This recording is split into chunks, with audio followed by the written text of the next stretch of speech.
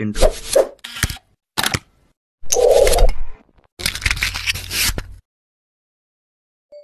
Hi guys, welcome sa aking bagong vlog. At ito yung pang-apat na natin na part dun sa ating aksidente na nangyari. Yan. Bali nung ano ba nga?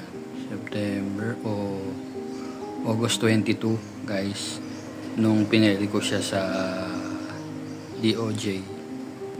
Then yung mga evidence nirelease ko na, binigay ko na, pinail namin nung sa Police Karingal. Dami nun guys, para mga ilang set din yun. Tapos may mga USB. Tapos ang sabi doon, parang pagpasa namin nun, ano yun parang raffle na kung sino hawak ng kaso. Pero nung pagdating ko dun sa DOJ, yung kaso po, nung kaso na ganun, bali sabi nung prosecutor o nung piskal, nire-resultahan na agad pag mga ganong case. Parang wala nang hearing. Siguro kung magka-hearing man,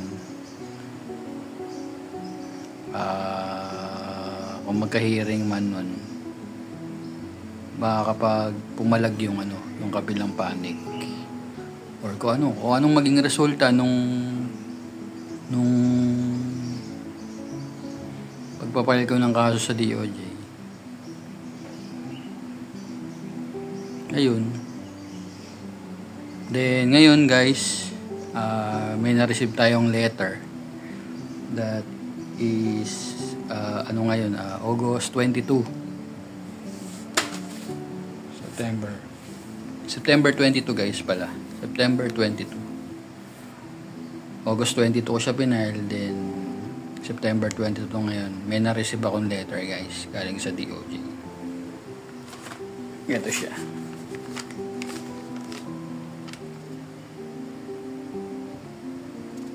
Ganda siya guys, galing sa prosecutor, Office of the Prosecutor. Yan. Actually guys, nabasa ko na to. Nabasa ko na tong letter at babasahin ko rin sa inyo guys. Kunin ko lang yung pinaka last part na lang guys. Yan po, wala tayong stante.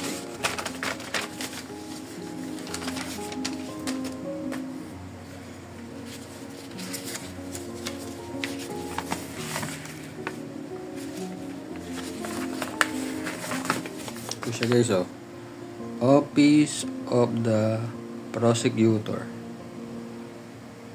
Quezon City. Kasi sa Quezon City siya nangyari.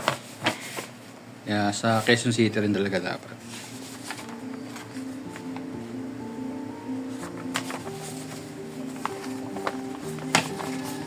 Then, yun lang naman din yung mga kwento ko sa inyo. Yun din yung mga nakalagay dun sa letter. Then, doon na tayo sa final guys. Yung pinaka-result na resultahan na ng prosecutor. Ito guys. Thereof, it is recommended that a complaint for reckless imprudence resulting to damage in property with physical injury against Joselito Bernal Y. Bolima, siya po yung driver guys, be dismissed for insufficiency of evidence. Insufficient, it means guys, dismiss yung kaso ko guys.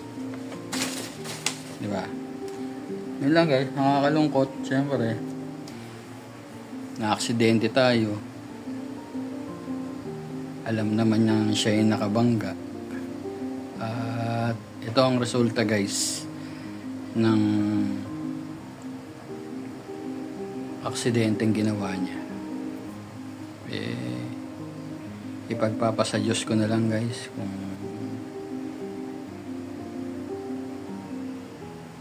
ano man yung gusto ni Lord guys na para sa kanya. Nakakadismaya lang guys at ganito yung resulta.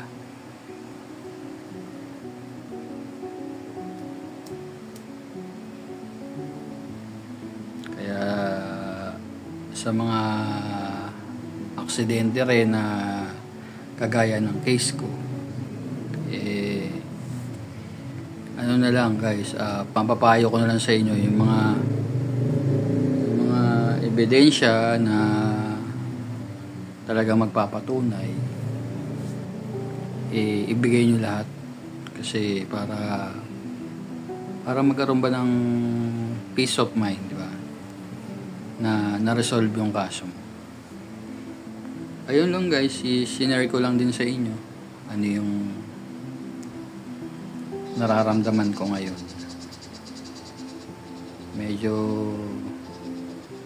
siyempre wala desisyon ng piskal yun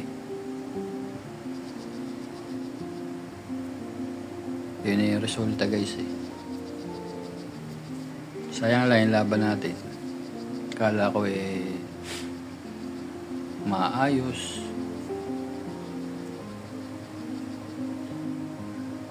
hindi guys. Ayun lang guys, at least na-share ko sa inyo yung aksidente na nangyari sa akin na hindi ko makakalimutan guys.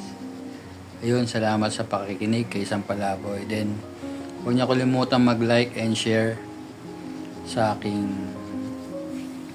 vlog, Sampalaboy. Then click mo na rin yung notification bell para lagi kang updated sa mga bago ko pang videos na ilalabas guys.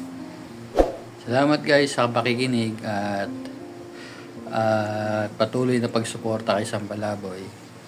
Hanggang sa susunod na video guys. Bye bye.